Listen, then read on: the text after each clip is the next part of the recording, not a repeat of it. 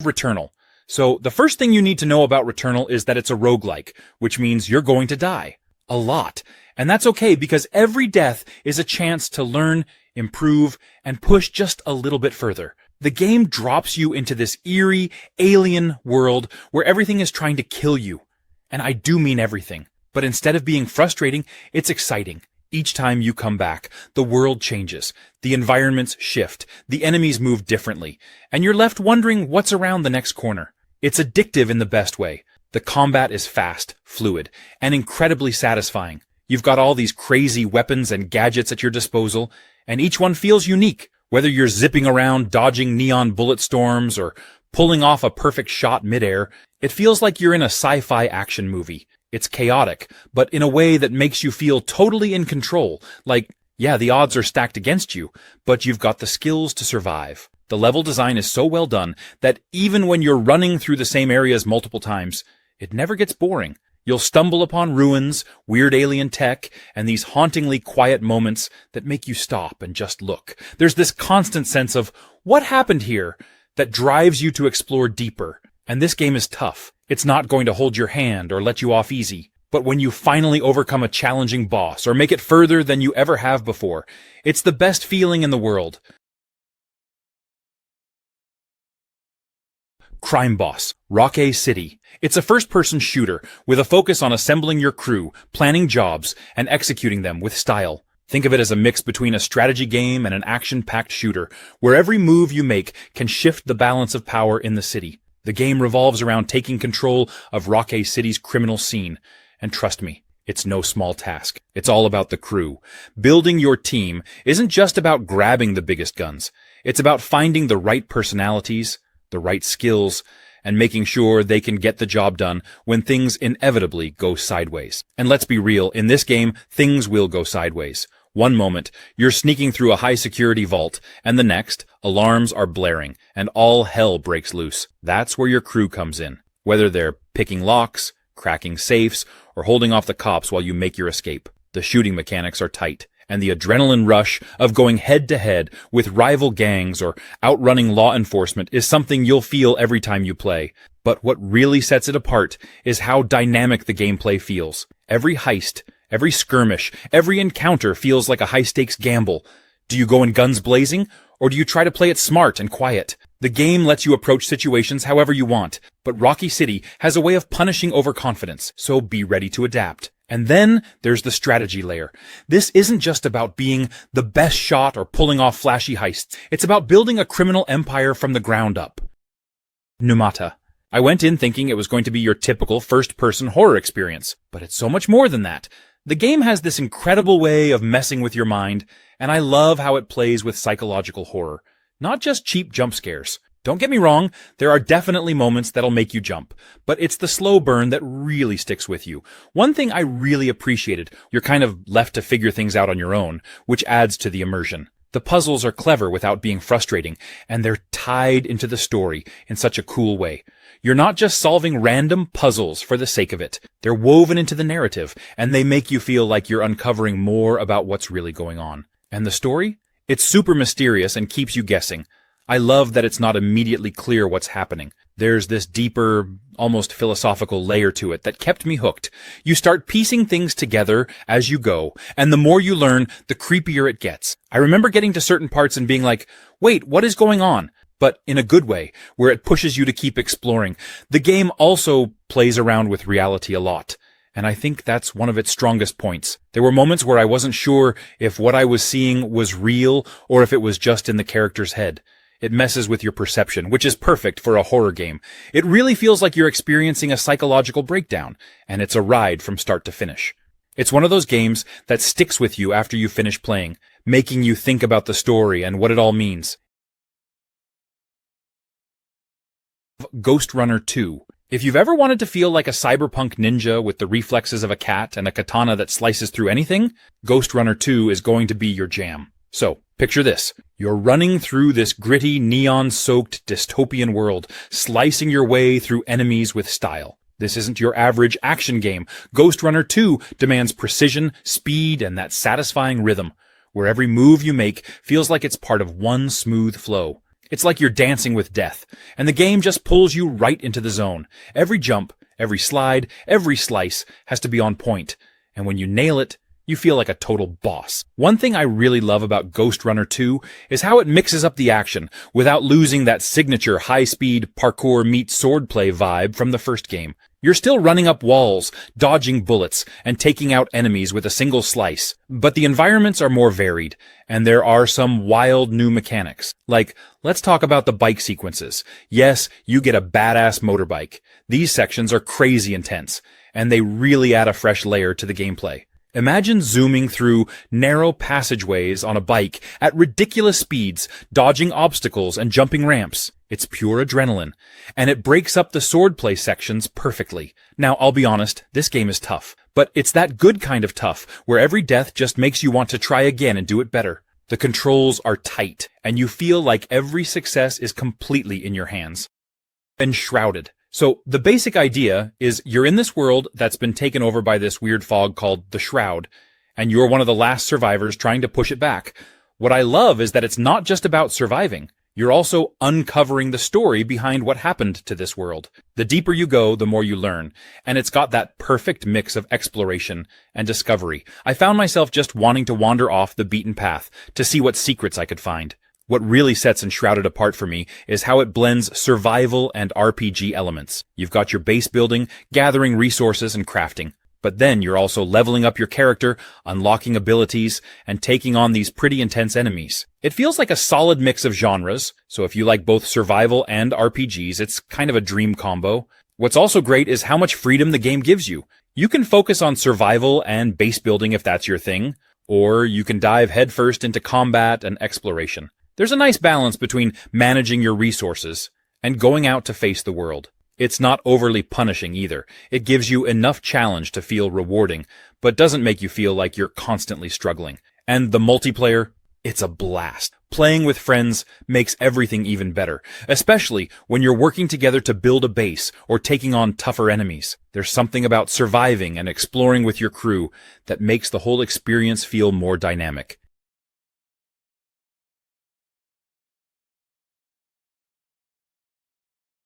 Game of Thrones King's Road.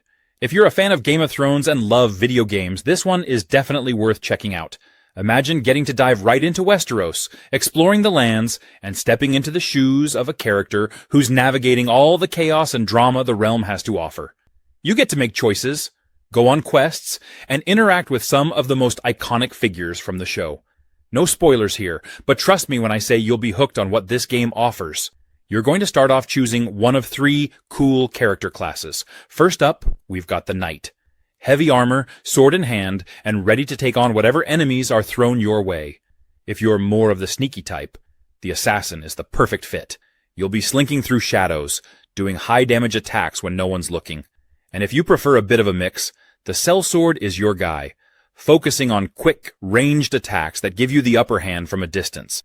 The class choice is pretty important because it'll shape how you approach everything from combat to exploration. The world itself is massive, and you can explore a bunch of regions. We're talking everything from the icy chill of the Wall to the tense atmosphere of King's Landing. Each area offers something unique, and there's always something to do. Whether it's helping out with some noble's issue or just exploring, there's never a dull moment. One of the best things about the game is the combat. The system is smooth, intuitive, and feels right for each class. Dragon Age Inquisition. I still remember diving into its world for the first time, and just being blown away by the sheer scope of it. It's got everything you'd want from a fantasy game: epic battles, deep lore, complex characters, and of course, dragons. One of the coolest things about Inquisition is how it really gives you control over shaping the story. You play as the Inquisitor, this figure that rises up in the midst of chaos to bring peace to the world. But the choices you make, they have huge consequences.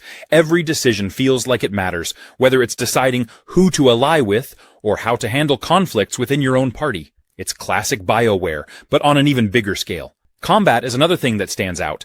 It's got that tactical depth where you can pause the action and plan out your moves, but if you want a more hands-on approach, you can just dive right in with real-time combat. It's a good mix, and it keeps things fresh, whether you prefer strategy or action. Plus, the variety of classes and abilities you can choose from is just awesome. You can be a rogue sneaking around with dual daggers or a mage casting massive spells. It really lets you tailor the combat to your playstyle. And let's not forget the story. The stakes are high from the get-go, with this massive tear in the sky called the Breach, spewing demons into the world. You're tasked with leading the Inquisition to close it, but there's so much more going on politically and socially. The romance options are another fan favorite, of course. BioWare really knows how to craft compelling relationships. Hood, Outlaws and Legends. This game brings a thrilling twist to the classic Robin Hood-inspired tale. It's a multiplayer experience where you assemble a team of outlaws to pull off daring heists while competing against another team and avoiding AI-controlled guards. It's all about strategy, teamwork, and the sweet satisfaction of outsmarting your opponents. The gameplay revolves around choosing your character and role within the team. Each outlaw has their own unique abilities and playstyle, whether it's sneaking in the shadows, taking down enemies from a distance, or smashing through obstacles with brute force. These characters aren't just reskins of generic roles. They each feel tailored to their own strengths and quirks, making the team dynamics all the more exciting. Stealth is a huge part of the game. The world is crawling with guards, and slipping past them unnoticed is half the battle. Whether you're hiding in tall grass, blending into the crowd, or timing your movements just right, every step feels tense and calculated. But stealth isn't just about avoiding detection. It's about creating opportunities for your team to succeed. A well-executed distraction or a quiet takedown can make all the difference. The heist itself is where the game truly shines. You and your team must locate and steal a heavily guarded treasure chest, while the rival team is trying to do the same. It's a constant game of cat and mouse, with both teams scrambling to stay ahead of each other while dodging the AI-controlled guards. Ghost of a Tale. Imagine stepping into a world where you play as a little mouse named Tilo, a minstrel with a big heart and a knack for sneaking around. This is a game where charm and danger walk hand in hand, and it's absolutely magical. And speaking of being tiny, that's where the real fun begins. You're not some overpowered hero here. You're small, vulnerable, and, well, adorable. But don't let that fool you. Tilo's resourcefulness is what makes him stand out. The game is all about using your wits to outsmart enemies and navigate the world, and that sense of being the underdog makes every victory feel so much sweeter. The stealth mechanics are at the heart of the gameplay. As Tilo, you'll spend a lot of time sneaking past guards, hiding in barrels, and darting through shadows to avoid being spotted. It's tense, but never overly punishing. You're always encouraged to think creatively, whether that's distracting enemies with objects, learning their patrol routes, or even donning disguises to blend in. There's a real sense of satisfaction when you successfully slip past a heavily guarded area without getting caught. One of the coolest things about Ghost of a Tale is how much freedom you're given to explore. The game's world may not be massive, but it's packed with hidden paths, secret areas, and collectibles that reward curiosity. You're constantly encouraged to look around, experiment, and try new things. And that sense of discovery is one of the game's biggest joys. It's a game about sneaking, exploring, and solving problems. Outward. This game is an absolute gem, and I feel like not enough people are talking about it. The first thing you'll notice about Outward is that it doesn't hold your hand, like at all. No glowing markers, no magical GPS telling you exactly where to go. It's refreshing because you have to actually pay attention to your surroundings. Read your map, yes, really read it, and use landmarks to figure out where you are. I'll admit, at first it's a little intimidating, but once you get the hang of it, it's so rewarding. You feel like you're genuinely exploring a world, rather than just running from one objective to the next. What I love about Outward is how it balances survival mechanics with its RPG elements. You're not just an all-powerful hero here. You're a regular person, trying to survive in a harsh, unforgiving world. That means keeping track of your hunger, thirst, temperature, and even your backpack weight. But it's not overwhelming. It's more like these mechanics add depth to the adventure. Forget to pack a water skin before venturing into the desert? Well, guess what? You're going to have a bad time. But when you prepare properly and things go smoothly, you feel like a genius. Combat is another highlight for me. It's not your typical hack-and-slash fare. You have to think about every swing of your weapon because stamina is limited, and fights can be brutal. It's all about timing, positioning, and strategy. Oh, and don't expect to just charge into a group of enemies and come out unscathed. This game will humble you real quick. But when you finally nail a tough fight, man, that's a good feeling. Ghostbusters, Spirits Unleashed. It's a team-based multiplayer experience where you can either join the Ghostbusters squad or, plot twist, become the ghost. Yep, you get to pick a side. Playing as a Ghostbuster means working with your team to track down and capture ghosts before they cause too much havoc. You'll be scanning, zapping, and deploying traps in this fast-paced hunt. It's all about coordination and strategy, but don't worry. It's packed with that fun, chaotic energy you'd expect from ghostbusting. As the ghost, your goal is to haunt the location, scare people, and stay one step ahead of the Ghostbusters. You'll be sneaking around, possessing objects, and creating as much chaos as possible while avoiding capture. It's such a fun twist on the usual formula, and it keeps the gameplay fresh, no matter which side you're on. One of the coolest parts is how the game makes every match feel like its own little episode of ghost-busting greatness. The locations are filled with interactive elements, giving you plenty of opportunities to strategize and outsmart your opponents. Whether you're chasing down a slippery spirit or evading the Ghostbusters, every match is packed with tense, hilarious moments that you won't forget. And let's not forget the customization. You can tweak your gear, upgrade your abilities, and make your Ghostbuster or Ghost truly your own. It's a great way to keep the game feeling personal and let you experiment with different playstyles. This multiplayer gem is a blast. Once Human. What's cool here, it's not just about staying alive. It's about piecing together what happened to this world and how you fit into it. Every corner you turn, there's a story waiting, something eerie and fascinating. And the survival mechanics are deep, but never overwhelming. You're constantly gathering resources, crafting gear, and figuring out how to stay one step ahead. What's great is that it keeps you on your toes, always pushing you to think about your next move. But there's this balance. You're surviving, but you're also unearthing secrets and discovering new abilities. It feels rewarding, almost like every little victory brings you closer to understanding the world around you. Then, there are the creatures, each one more twisted and bizarre than the last. They're not just monsters. They have personalities, and they adapt based on how you play. Sometimes you're just staring at these things, wondering how on earth they came to be. It's creepy, but in a way that makes you want to know more. Now, if you love multiplayer games, Once Human has a great co-op aspect that brings a whole new layer to the experience. Working with friends to survive and explore adds this camaraderie that makes each encounter unique. It's about building a little community, fighting alongside friends, and sharing those heart-pounding moments together. The environments have this gritty, decayed beauty to them, almost like a post-apocalyptic dreamscape where nature and the supernatural collide.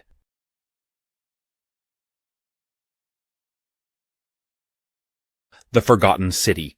This is a game that thrives on intrigue, curiosity, and the thrill of solving a mystery. The Forgotten City pulls you into a world where everything you do matters, and every action could change the course of events. It's all about exploring a tightly woven environment packed with secrets, choices, and consequences. The heart of the gameplay lies in unraveling a puzzle built around a unique concept, the Golden Rule. This is the backbone of the entire experience, setting up an immersive web of interactions where your decisions carry weight. The game challenges you to think critically, pay attention to every detail, and figure out how to navigate a situation where one wrong move can spiral into chaos. You're not just running around aimlessly.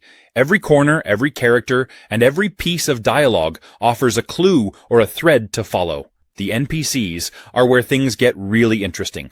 Each one feels like they have their own lives, motives, and personalities, and it's your job to piece together what's going on by talking to them, observing their behavior, and sometimes making tough calls about who to trust. Time plays a huge role in the Forgotten City. It's not just a linear experience. It's designed to loop in a way that gives you room to experiment and refine your strategy. If something doesn't go as planned, you can try again, armed with new information and insights. This mechanic keeps the game fresh and encourages you to think creatively about how to approach challenges. Dungeons and Dragons: Dark Alliance. This game is a pure adrenaline rush for anyone who's ready to dive into the dark, monster-infested world of Icewind Dale. It's all about teamwork, action-packed combat, and hacking your way through swarms of enemies. If you're looking for a game where you get to swing a massive axe, shoot arrows, or cast spells to take down the forces of evil, this one has got you covered. The gameplay is a high-energy blend of fast combat and strategic team play. You can choose to play as one of 4 iconic characters, each with their own unique fighting style and abilities. Whether you're up close and personal with a brutal barbarian, delivering long-range damage as a ranger, or slicing through enemies as a rogue, each character feels distinct and fun to control. The action flows smoothly, making each battle feel intense and satisfying as you hack, slash, and dodge through hordes of enemies. What makes Dark Alliance stand out is the emphasis on cooperative play. The game is built for team action, so whether you're teaming up with friends or jumping into an online game, there's something special about coordinating with your squad. You can cover each other's weaknesses, pull off killer combos, and help each other out when things get a little too hectic. It's that classic D&D fantasy vibe of working together as a team to overcome challenges, only with the added thrill of smashing through enemies with wild abandon.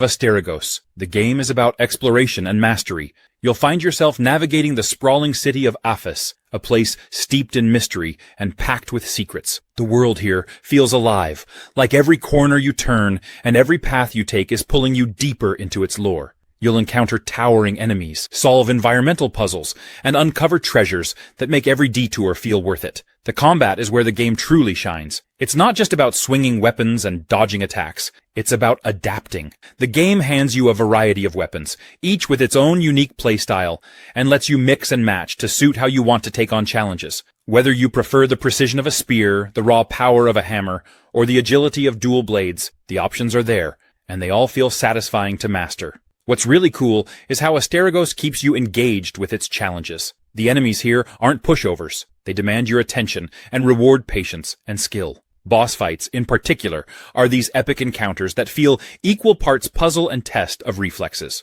One of the best things about Asterigos is how it lets you carve your own path. It's not a linear experience, but it's not overwhelming either. You'll find yourself going off the beaten track to discover hidden areas. And each of those moments feels like a personal victory. The game balances that sense of freedom with just enough guidance to keep you from feeling lost. What really sets Asterigos apart, though, is the way it embraces mythology and weaves it into every part of the game. Nioh 2. The game isn't going to hold your hand. Nope. It's going to throw you into the deep end and say, all right, show me what you've got. But here's the thing. It's so rewarding when you figure it out. The combat is brutal and so satisfying once you get the hang of it. You've got these incredible weapons to choose from. Katanas, spears, axes, and even some more unconventional stuff if you're feeling spicy.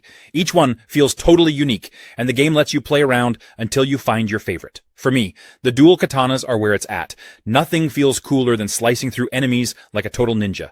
Oh, and the key system? It's genius. Managing your stamina during fights adds this extra layer of strategy. You can't just mash buttons and hope for the best. You've got to be smart. Time your attacks, watch your enemies, and plan your moves. At first, it feels like a lot to juggle, but when it clicks, it's like, okay, I see what you're doing here, Nioh 2, and I love it. One of my favorite additions to Nioh 2 is the yokai abilities. You're not just a badass samurai. You've got some supernatural tricks up your sleeve too.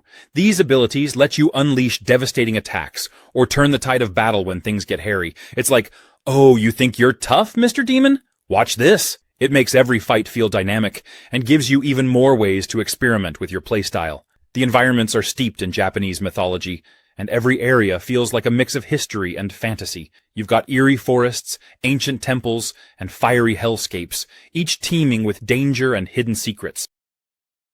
Mirror's Edge Catalyst. It's a parkour lover's dream, wrapped up in a clean, futuristic package with a dash of rebellion. Now, the first thing to love about Mirror's Edge Catalyst is its movement. You play as Faith, a runner who dashes, vaults, and slides through the city in ways that make you feel like you're part of a live-action, first-person parkour movie. The game's mechanics encourage flow, so when you're running, jumping, and chaining moves together without missing a beat, it's just pure satisfaction. Honestly, it's one of those games where you want to keep moving, and when you hit your stride, the freedom feels amazing. One thing Catalyst really nails is how it lets you approach challenges. There's always more than one way to get from point A to point B, so it feels like you're making the game your own. Maybe you want to take a long jump over a rooftop or weave through narrow alleyways. There's freedom in how you tackle each obstacle. Plus, there are time trials and side missions scattered around the city, so if you're a speedrunner at heart, there's plenty to test your skills. The City of Glass, where the game takes place,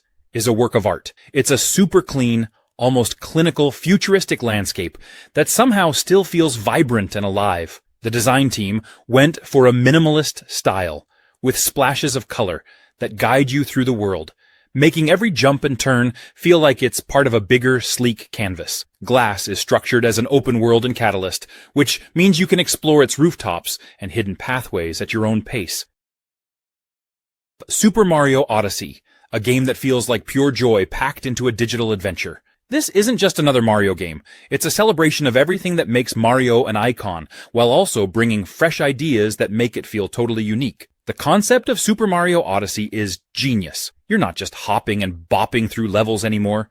You're exploring vast, open playgrounds full of surprises, secrets, and opportunities to experiment. Each kingdom feels like its own mini-world with completely different vibes, challenges, and quirky characters to meet. It's not about racing to the end of a level. It's about soaking in everything these places have to offer. Cappy, your magical hat companion, changes everything. This little guy isn't just there to look cool. He's the cornerstone of the game's creativity. You can toss him to attack enemies, interact with the environment, or, here's the real kicker, take control of certain objects and creatures. The capture mechanic is brilliant, opening up so many new ways to play. The movement in this game is on another level. Mario has always been about tight controls, but Odyssey takes it up a notch. You can pull off all sorts of acrobatics, stringing together moves in a way that feels fluid and rewarding. Every jump, dive, and flip feels satisfying, and there's this sense of freedom to tackle challenges however you want. The sheer variety in Odyssey is mind-blowing. No two kingdoms feel the same, and the game is constantly throwing new mechanics and ideas at you. System Shock Remake. This is one of those classic games reborn with all the bells and whistles of modern gaming, but it still holds on to everything that made the original a cult favorite. So, right out of the gate, you're tossed into this futuristic nightmare on Citadel Station, where things have gone very, very wrong. The game doesn't waste any time throwing you into this dark, eerie setting, and it has a way of making you feel like you're truly isolated in space. The gameplay really makes you think. You're not just running and gunning here. You're using your brain just as much as your trigger finger. There are puzzles to solve, computers to hack, and systems to figure out, which makes you feel like a real hacker, trying to survive against impossible odds. It's honestly kind of refreshing to play a game that doesn't hold your hand. Instead, it encourages you to explore, experiment, and trust your instincts. And when you finally solve a puzzle or hack a terminal, there's this great sense of accomplishment. Combat in System Shock Remake is intense and requires some strategy. This isn't a game where you can just blast your way through enemies and call it a day. You have to think about your resources, manage your ammo, and even figure out how to approach each enemy. The station is crawling with all sorts of bizarre, horrifying creatures, and each one has its own strengths and weaknesses. The remake also adds a layer of accessibility that's perfect for newcomers while keeping the complexity that old fans love. It's clear the developers wanted to honor the original while making it smoother to play by modern standards. Black Panther War for Wakanda. Playing as Black Panther feels amazing. The combat is fluid, fast, and makes you feel like a total powerhouse. Whether you're slashing through enemies with those vibranium claws, or gracefully dodging attacks like the agile king you are, every move feels precise and satisfying. It's not just button mashing either. There's strategy involved.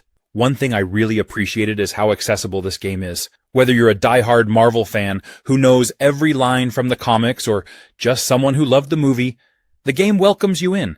It respects the legacy of Black Panther while also being fun and approachable for newcomers. It's one of those rare games where you can feel the passion and care that went into every detail. One of my favorite moments in the game, just roaming around Wakanda. It's not just a backdrop, it's a character in itself. The world feels alive, from the bustling marketplaces to the sacred mountain paths. There are little details everywhere that make it feel like a lived-in, breathing place. It's a reminder of what you're fighting for, and why Wakanda is worth protecting. And let's not forget about the villains. Oh, they're good. The kind of good where you love to hate them. They're menacing, they're challenging, and they push you to be at your best as Black Panther. Every encounter feels like a test of your skills and your resolve. which makes taking them down all the more satisfying. It's exciting, heartfelt, and just plain fun.